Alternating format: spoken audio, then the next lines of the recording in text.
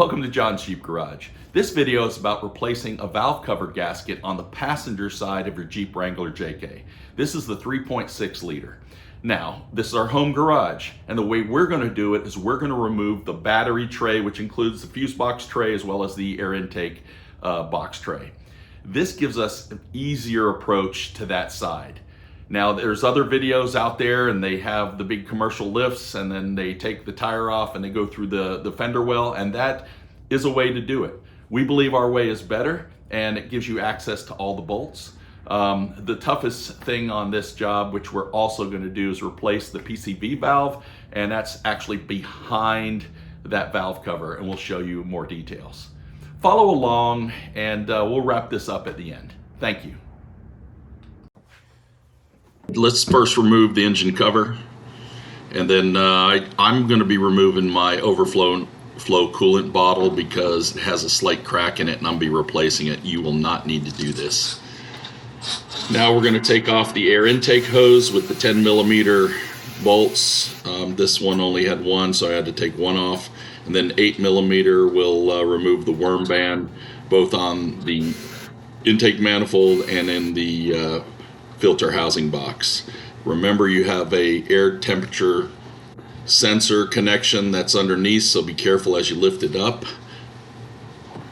The air intake box is just pressure fit with 3 prongs, and then you just got to take the hose off of it as well and set it off to the side.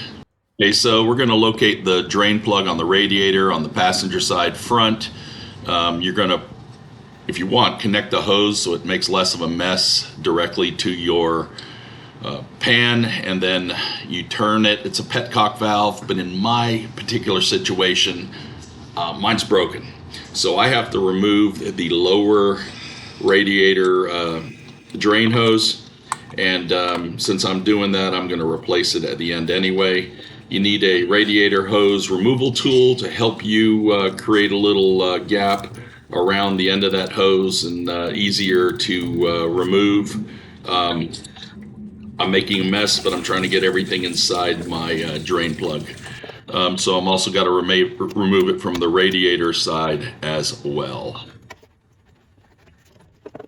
You know, that petcock valve or drain valve is much easier and cleaner if it's working, and when I connect it and drain it, I usually do it early and continue my work, but you can see the mess I have. So I'm removing the battery, and you will see that many people, like I talked about in my introduction, they'll just disconnect the battery, but I'm removing the entire battery tray.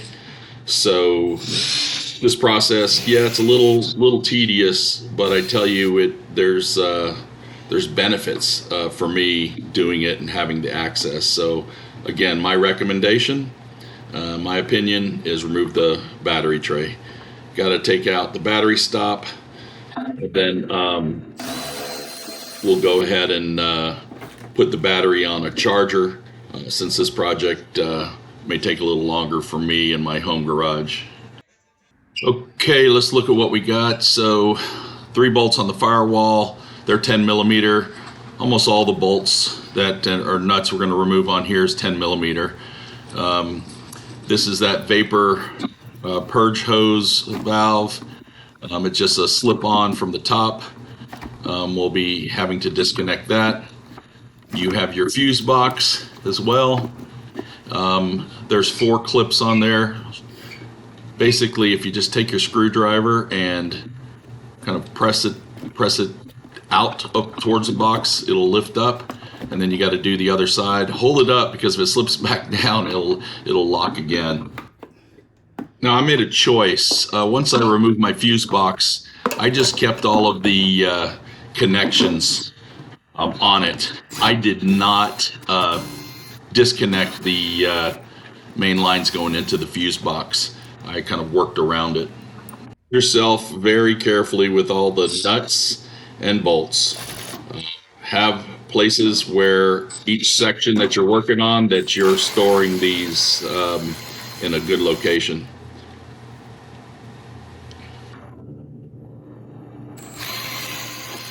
You can see right here near the power steering fluid line, there's a clasp you need to remove. I remove that so I can get to the bolt. That's at the end of that battery box as well.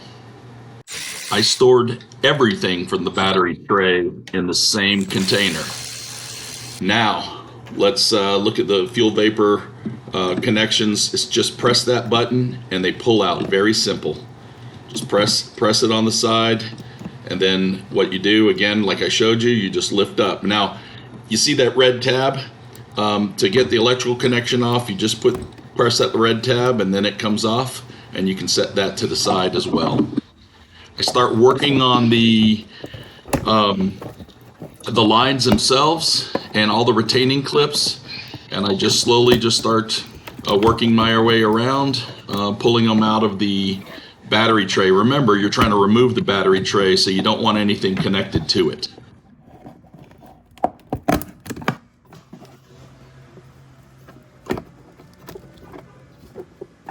Per hose bracket also has a retaining base to it, so it's connected to that battery tray, and so I remove that.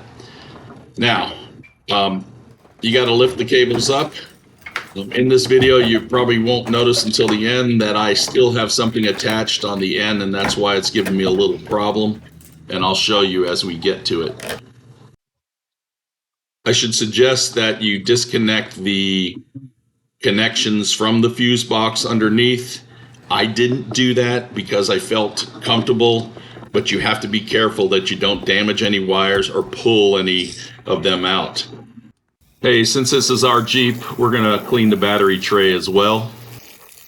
Because we have coolant lines running over that valve cover, to be able to remove it, we have to disconnect the lines as well. So that's the main reason we had to drain the coolant in the beginning. These hose clamps, and you may slide them up on the aluminum, or you may slide them down on the hose when you're removing it. Just make sure that you keep up with them, because when reconnecting, you want to make sure they're there. The radiator hose removal tool really helps, so get yourself one and use it. These lines and everything over top of this valve cover needs to be removed, so we're going to remove with a 10 millimeter the lines that are attached to the bracket. While we're there, we'll go ahead and start removing some of these electric cables. They're just got a lot of retaining clips underneath them. This connection right here, we're going to remove. Let's go ahead and just pull that safety clip back. Actually, it's already pulled back. And then you're going to squeeze on the side. I'll show you a close-up in a little bit. But squeeze on the side and just pull to separate it. What I did was I was trying to pull this red tab back, but it was already pulled back. So then you just kind of squeeze right here, and then just pull out. We're going to be disconnecting the 3 coolant lines to the hoses in the back, but also just trying to clear up some space right here. I know they have clamp removal tools. I'm using these pliers. I've always liked these better. Now here's the trick. You got 3 hoses and one's on the bottom. So I'll give you a close-up of this, but you're gonna, when putting it back on, you're gonna do the bottom one first. Obviously right now you're working the tube before you get to the bottom. If you can see, got 2 removed there, and now I'm working on that bottom one. Now, you see I'm pushing the hose clamps on the lines themselves. Just remember, before you put that back on, that you have all of your clamps on either the hose or the lines, because you don't want to connect it and then realize you don't have the clamp there where you can slide it on. Now it's easy to see that one in the back. Obviously that's the one that we're going to be installing first when we're putting the lines back on.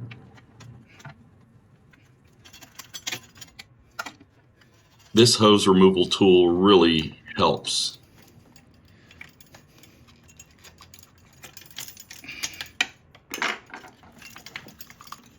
Right, just a little tug and we have it off. They're all off now.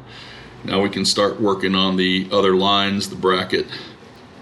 For the top of the bracket, those are 10 millimeter. I'll go ahead and take those off.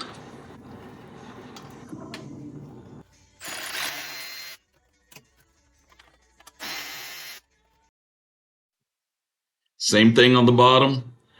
I'll go ahead and take those two off. Now, again, I'm going to emphasize, organize where your nuts and your bolts are going by section.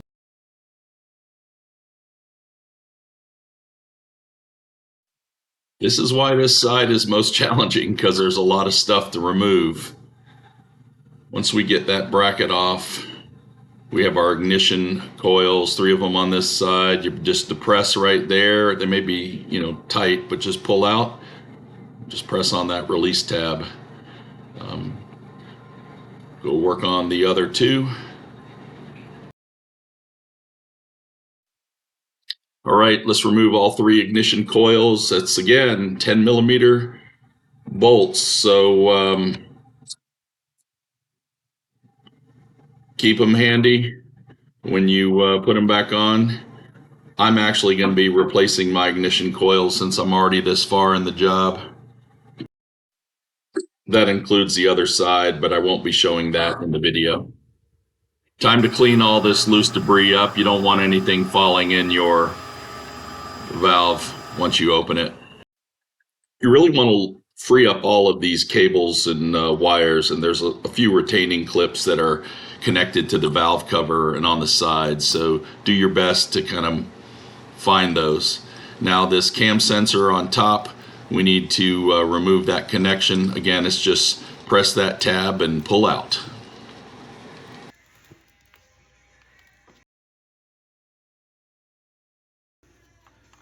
Remove it, just tuck it over to the side. Get a T30 for your ratchet or get a Torx tool and go ahead and remove the sensor. Now it's long and it has a kind of butt at the end, so you're going to have to angle it as you pull it out. Fun begins. Disconnect the PCV hose from the manifold and then follow it back to the PCV valve. And the way I do this is I take a flathead screwdriver and I come on the back side and I go right between the top of the valve. I'll show you right here close up. Top of the valve and the hose, and I just kind of twist the screwdriver carefully to kind of raise that hose up. At the same time, I have my hand on the hose, pulling it up.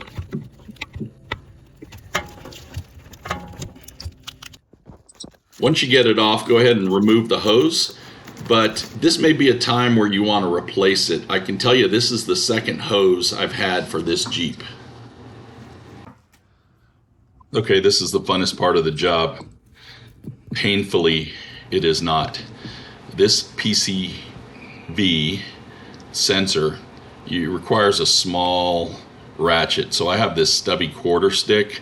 I actually took one of the heads off of the quarter stick. That's the full one, but I'll show it to you with it off. But it's a T25 Torx bit. There's 2 screws.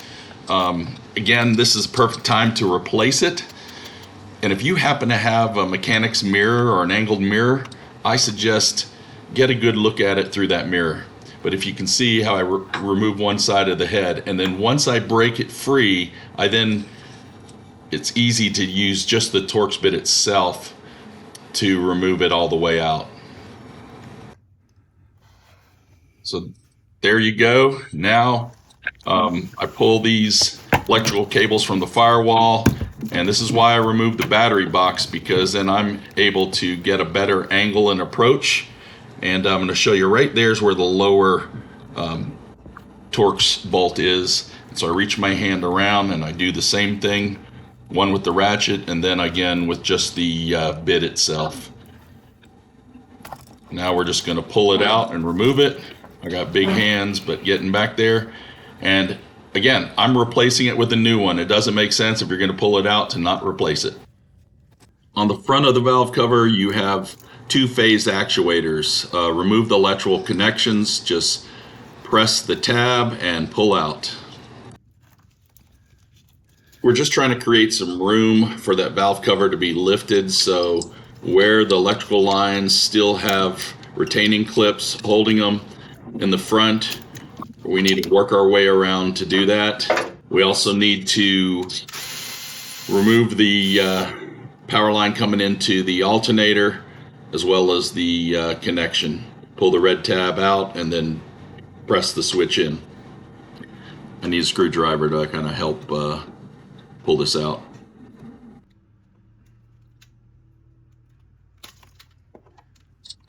It's always easier for me to remember where the nut is if I put it back on. Let's remove the fuel vapor purge line, which actually was underneath those coolant lines and goes against the ignition coils.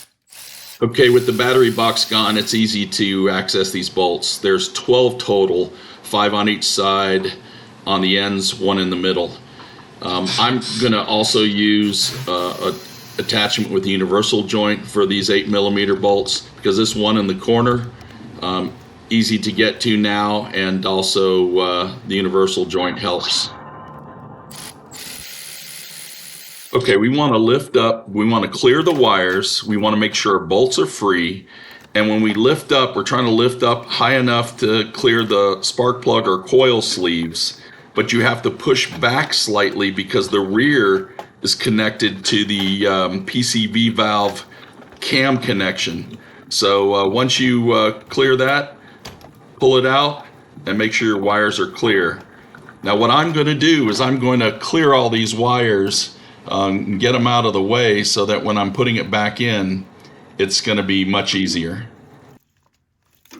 Let's remove the old gasket all the way around. Make sure nothing falls into the area.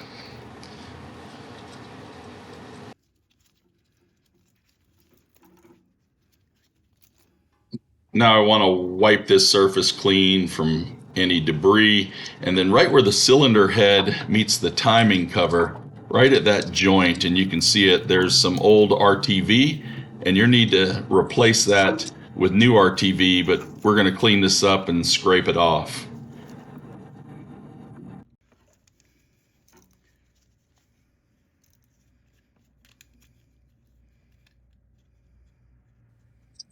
I realize this is part of a video you can fast forward, but I want to show you the details. You want to be careful that nothing falls in. I mean, something may, minor, but you're trying to minimize anything getting into the system.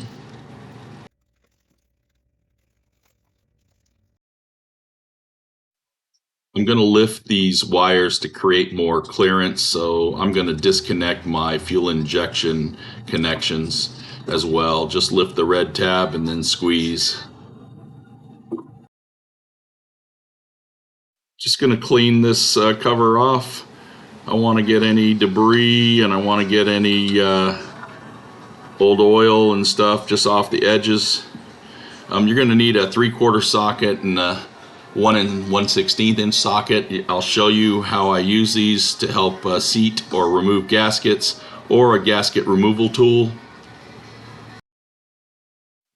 One method to remove these spark plug chamber seals is to take a 3/4 inch socket and press down. I'm using this seal puller right now because these are old and brittle and they are not pliable to where they're coming out. So in actuality, this is a way you should do it, or the 3/4 inch. But what I had to do was use a flathead screwdriver. Now these are phase actuators. Some people may call them front cam sensors. And one of the things that you will see people saying is that, oh, you need to know which one is, when you put them back the same way. You do not. If you try to order these, there's only one.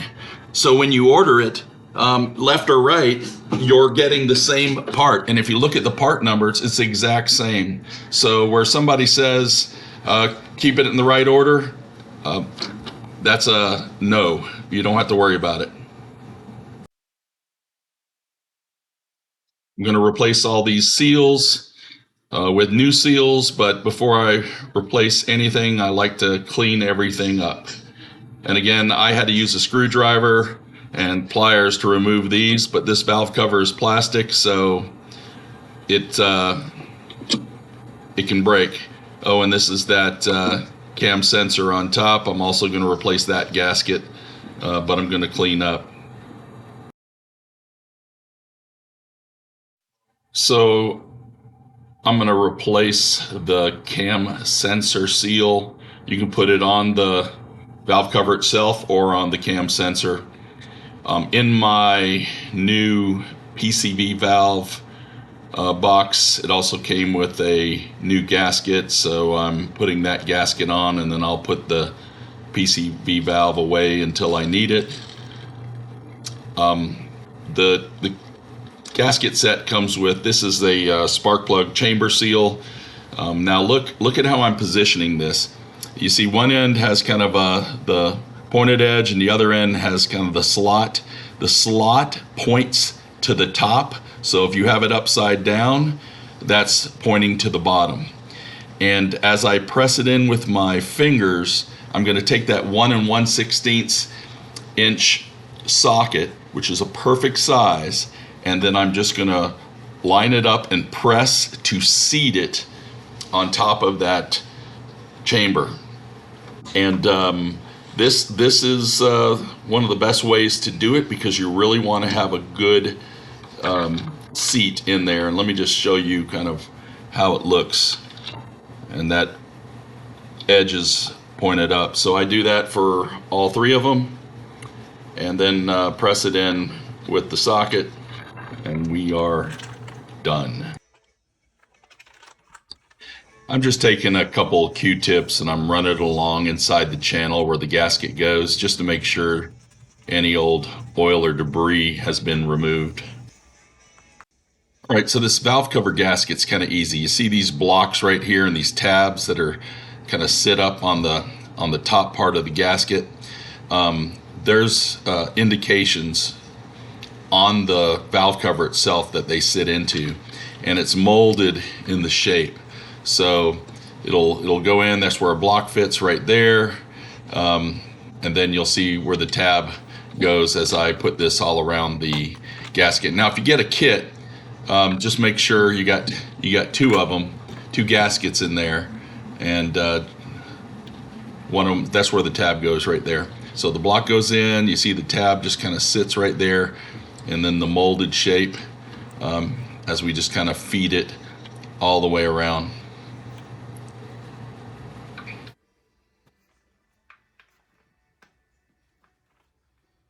I'm just pressing it in, and right there where those blocks are, that's where you have that timing cover and the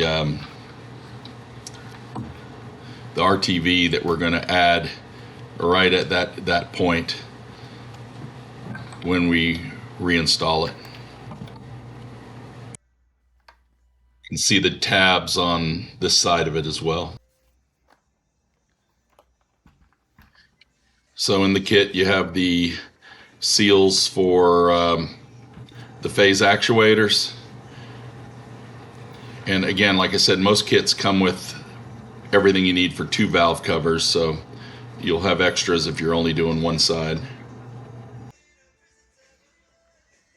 Time to reinstall these. T25 Torx, and then if you have inch-pound torque wrench, it's about 35 inch-pounds of torque.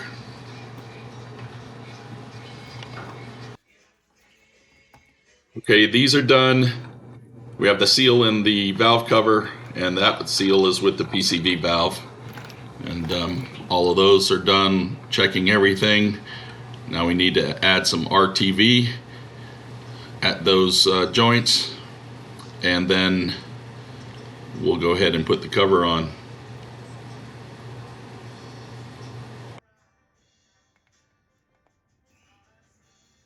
Okay, so I use painter's tape and bungee cords to get these wires and everything clear, so I can have a clear path with this valve cover.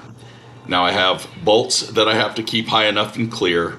I don't want to be too far down where I'm messing up the RTV. I have to clear the spark plug chambers, and I also have to get it far back, and then to where just now how I just went over where the PCV valve and the cam meet. You got to get further back, and then I'm lining it up.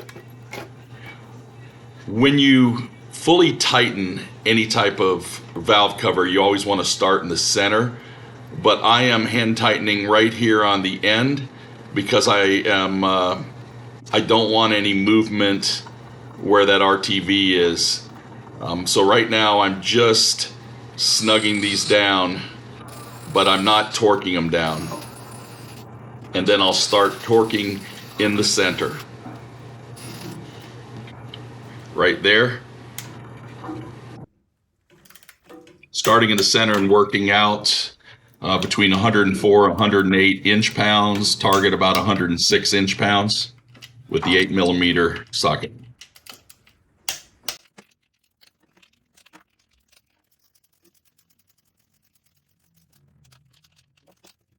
Much fun as you had removing the PCV valve, you get to do it again, but installing it. You're going to have a T25 Torx. The torque on it, you're not going to be able to get a torque wrench back there. It's the same as the phasers, about 35 inch-pounds. I start off with the actual screw in my hand or bolt in my hand, and I enter the top one first, and then I go to the bottom, and then I take the wrench and I get it into a very snug fit. This top cam sensor, like I said, you can put the gasket on the sensor or on the cover. You got to maneuver it, and it's long, so you have to kind of position it to ensure that the screw or the bolt mates up. And then remember, this is a T30 Torx, so I start. I just carefully watch that gasket, make sure it centers, and make sure it seats. And the torque on this one is 80 inch-pounds.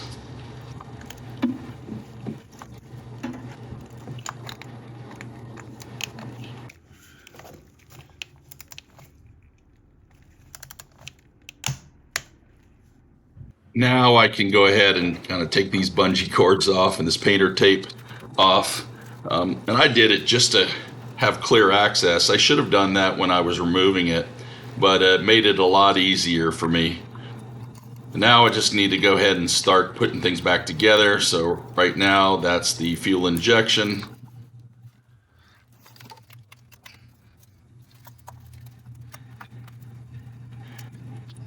Want to go ahead and put that upper cam sensor connection back. Make sure it clicks in and seats good. Then push the tab in. Where you have any type of retaining clips, go ahead and put them back in.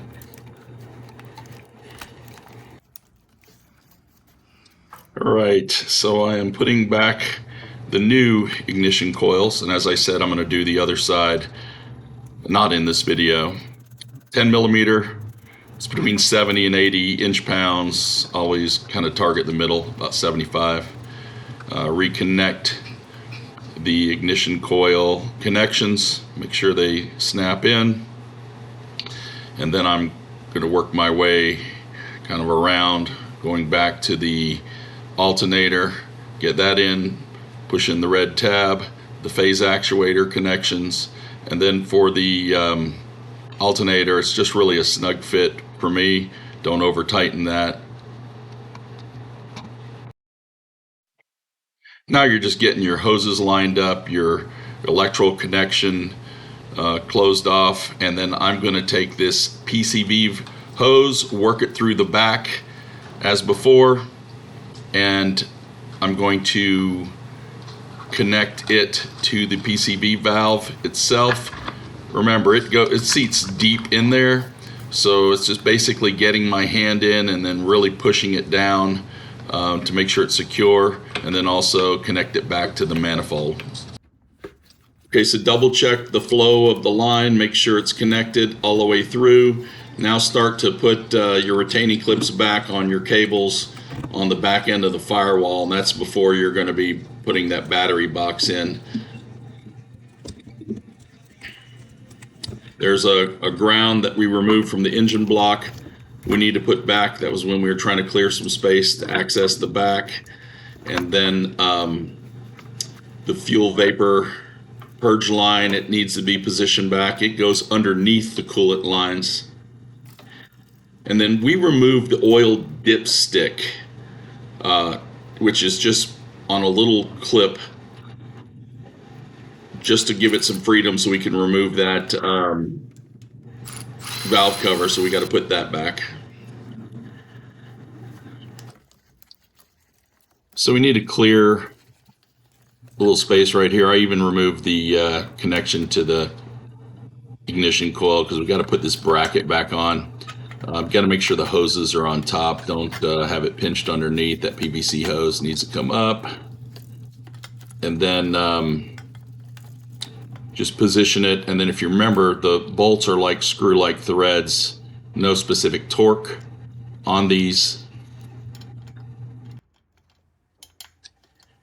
You have your 10 millimeter socket on this. I just start it with my hand. Again, just a snug fit. It's just a bracket.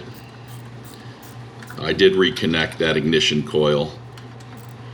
And then you got the two nuts on the bottom that you need to install. I always start it by hand as well, and then tighten those up.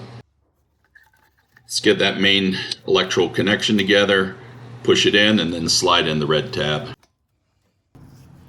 I'm going to go ahead and put a little silicone grease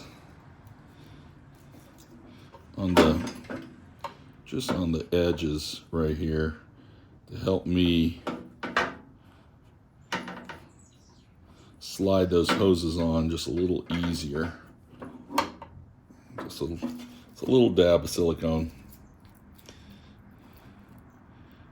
I prefer to use silicone. You could use, some people use like a little oil, WD-40 and stuff, but or other types of grease, but I don't want to put myself in a position where I'm getting anything in the coolant. Silicone actually works perfect. I said in the beginning, make sure all your hose connectors or clamps are in place, either on the hose or on the lines. You don't want to get these things on and then realize you're missing a clamp and you got to take it off. You're going to start with the lower one first because you're going to need to be able to secure that, because you won't have access when the other ones are secured, or it'll be very hard.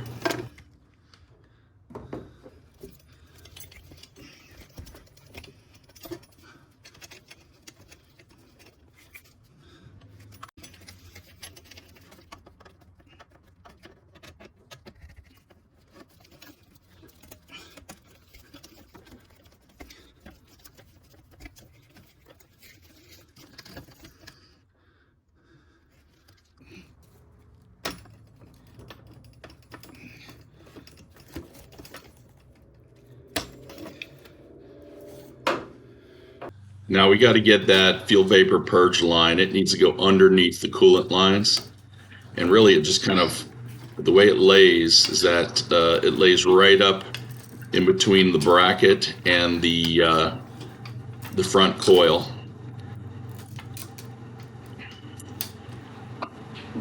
You can see right here, a little arrow I'm drawing just to show you where it lays out. And then want to start attaching the hoses, coolant line hoses from the front.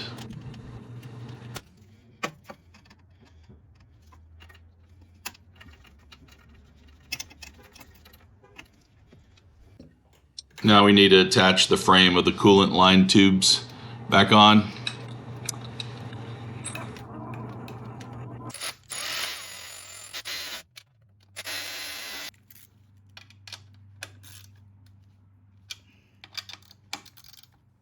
just like I took it out.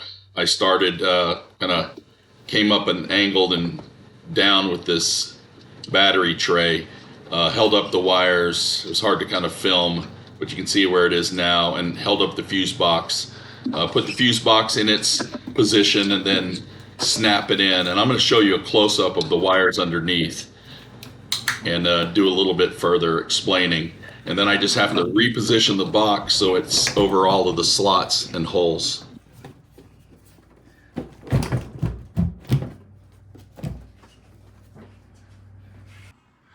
All right, if you have lights, let's say halos, and you're running wires that you were running before for your winch, and those normally come over the top or come over through the side. So I kept them that way. Everything from the fuse box, though, needs to stay under the fuse box and either coming out the back end and, if possible, coming out this end. But to keep it protected, most of them should come out this end. And then right here, all the other main lines come off in this little slot right here. So this should be lifted, and all the plastic inserts or retaining clips, we'll put them back in as well. But basically, fuse box, everything hanging underneath, clear, coming out the back side. But you could also, this one right here is going to be on the sensor, so that's why it's on this side right here. So anyway, this is what it looks like, and now I just need to fasten everything back in. So I start with any retaining clip I can see. I kind of just work my way down the cables and the wires. I know which ones are going to go up when I try to put the battery in, so I know that connection on the side goes in. And then I'm going to go and start mounting each and every bolt or nut that I have. Now, this is a mistake. That actually is the bolt that holds the battery block, the locking block. I put it in thinking it was a bolt I needed now, and then realized later. But I'm just putting every one of those in position, and then I'll go ahead and tighten them down.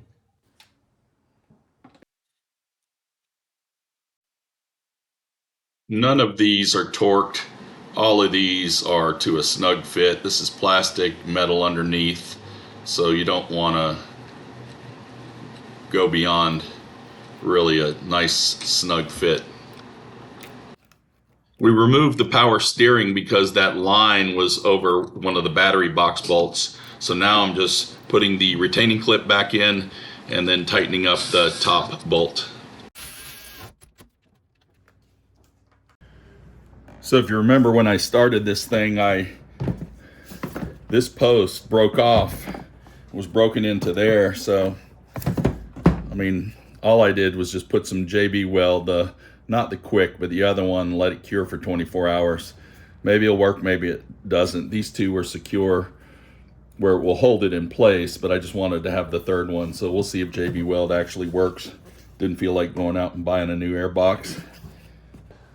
Easier way for me to do it is I'm using this light so I can line up the two there, the two on the bottom, press those in, and then press this in, and then I'm secure. Now I'm gonna move this bracket, just twist it pointed in this direction, just so it doesn't interfere or cut this tube. Okay, so I moved it over. That way it's easier to access if I need to. And then I'm just gonna secure this hose all the way.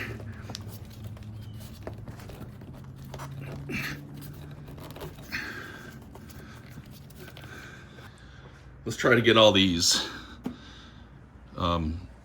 plastic retaining clips put back in right here for this. The electrical lines that run down there, there's another one. And then here, what we'll do, these are very easy. You just look, you snap it in, and then let's just move the camera. If you remember in the very beginning, I showed this is just a slide, and it locks in place right there. And if you remember, I had that one electrical running through the bottom. I'm gonna keep it on this side. I just pulled it up through there. It goes on like that. Hear it snap, and then remember this, lock it in place. Because I removed my lower coolant hose, I decided to replace it with a new one. So I had to do it before this next step. I don't show the details. Okay, so now doing this air inlet temperature sensor. Got to take the air intake hose. It's you connect it to the manifold and you connect it to the air filter housing box. It's mounted to the radiator frame with a 10mm bolts, and the worm screws have 8mm bolts in them. This won't be part of your scope of work, but I'm reinstalling the overflow coolant bottle because I got a new one and I removed mine because it had a leak. But most of you will reinstall the coolant hose from the air intake. Okay, this is a no spill coolant funnel set. I'm going to add coolant. The amount of coolant is based on how much you drained. If you did it my way, or if you did it with the petcock valve, it'll be less. This set comes with fittings. If you never used it, get one, read the instructions. But basically, you lock it in with a cap. That fitting fits into the orifice of the radiator based on your vehicle, and then it's just gravity fed. It's easy to. I use the 90032 5050 from Mopar. It's an oat organic acid technology. You don't want to use something that's not compatible or it creates issues with your vehicle. Right now, I'm just going to let time work its way. Gravity's going to feed, air bubble's going to come up, and right now I'm going to put the battery in. I'm kind of clearing the cables so I can put it in. Also, I need to put that battery block, or the locking block, in.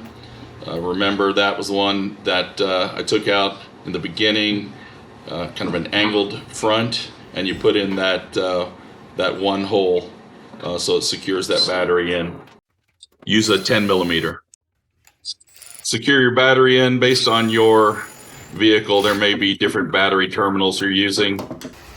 Get that locked in, and then I'm starting it now as I watch the coolant